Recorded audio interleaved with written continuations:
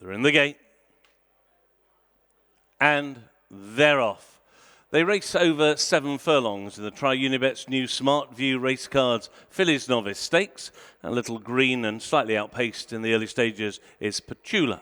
Around the outside, Jewelry from her wide draw coming through to share the early lead with Rajala, who drifts in towards the rail. These are the first two, but it is Jewelry who craves the lead. On the inside, Rajala racing in second. Keen on the outside is Shinara, and now Shinara is coming through to take second place and is taking an extremely keen hold.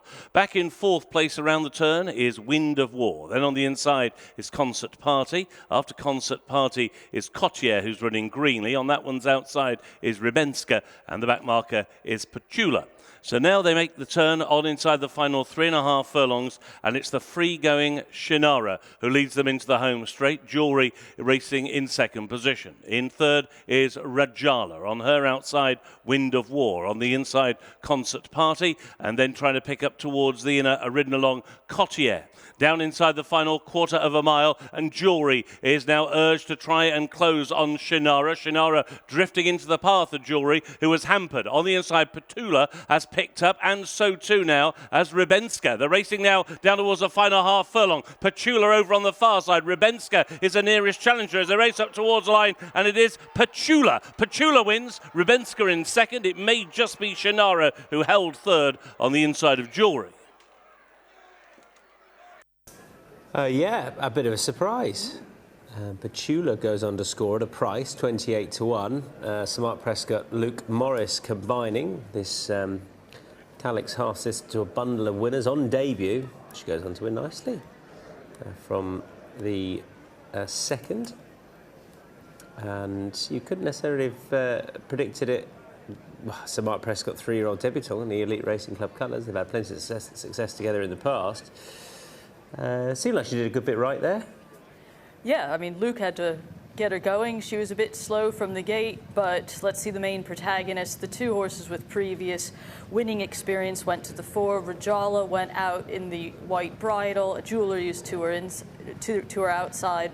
Rajala and Alexander Egan were happy there, and then Tom Marquand not happy, so he whipped around the outside, and then your eye is just drawn to Shinara, the light blue, absolutely carting Sylvester de Souza. He is nothing but a passenger who's hoping desperately to stay on, and Shinara just whips around the outside, lights up Jewelry a little bit as she goes by, and then it's dramatically affected the running of the race, isn't it? Look where the winner is. There should be a Steward, and they should replace the third and fourth for the people who backed her odds on. That doesn't help you, but they should have a look at that, because the head-on will be important, because Shinara kept hanging into Jewelry all the way down the home stretch, taking her off her true line every single time she tried to line up.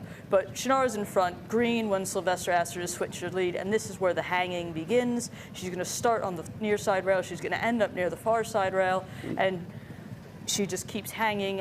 Your eventual winner with the uber ridiculous high head carriage just comes through the gap there, and Luke's the only one really changing. Ribenska's run a really, really good race, now qualified for a mark for Charlie Fellows, finishing second. But every time Jewelry keeps coming back, Shinara keeps just bouncing her off her true line. So for given all that they finished that close together, because apparently that's important to the stewards, not the rules, she should lose this race from third, and Jewelry, you think fourth should go gets third? Promoted to third.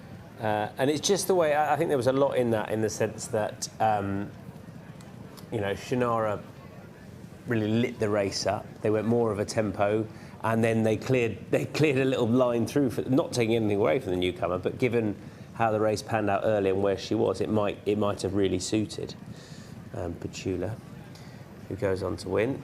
But Petula, that was a good race. Obviously, yeah. Calyx adds a bit of the speed into the pedigree, because this is the pedigree of the likes of Tiffany, who was a Group 2 winner in Germany over 10 furlongs in a mile and a half.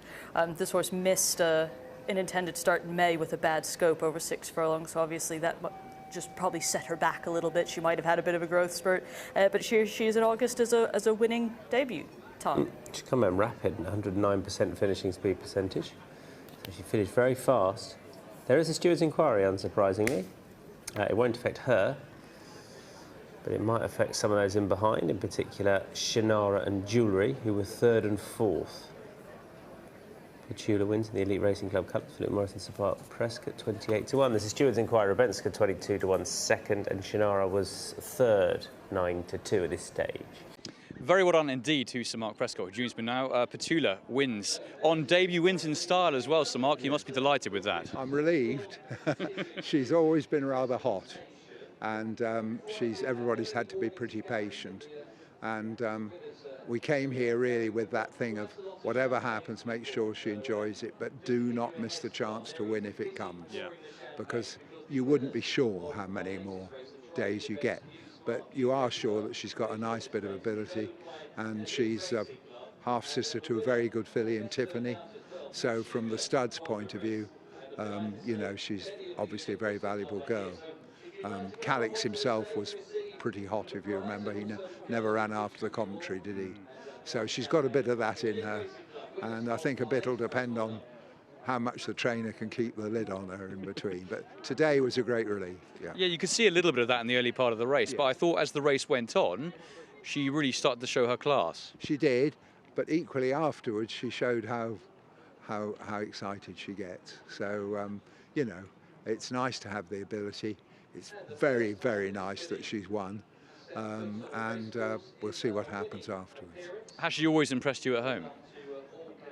Because she's been hot, I've asked her almost no questions at all. I've just let her follow up and get the hang of it. And she's now a very good ride, a couple of very good little girls ride her at home perfectly normally. But we've never done anything that would in any way light her up, because she's always written you a letter what she's like, you know. You didn't need to be a horseman to understand.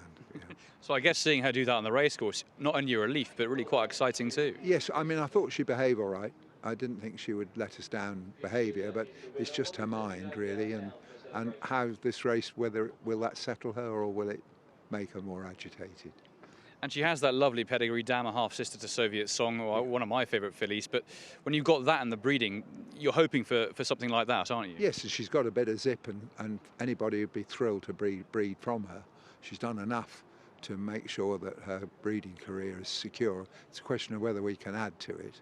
And, you know, James Fanshawe did wonders with that family, you know, and the bits and pieces I've had as well, Tiffany, you know, they've done us very well, and Elite are very clever breeders. And dare I ask where you might go next? I know it's early stages to have a think about that. She'll, without doubt, she'll go in a novice race and have another go. There is one on the all-weather, so I had thought about it beforehand, and see how quickly she comes over it. Okay, and finally, Sir Mark, I wanted to ask you about another very smart filly that you've got, Moon Target, unbeaten. She won at Yarmouth recently. She looks very exciting too. Yes, she's always been very good at home, but we had no inkling that she was any good until we tried her. She was very quiet, rather sort of almost lacking in personality, and the first time we worked her, I took the temperature of the two horses that worked with her, because she went so much better than them. My natural pessimism, I presume they must be very ill. So, you know, she's always worked well, and she's won twice well. Now, will she step up?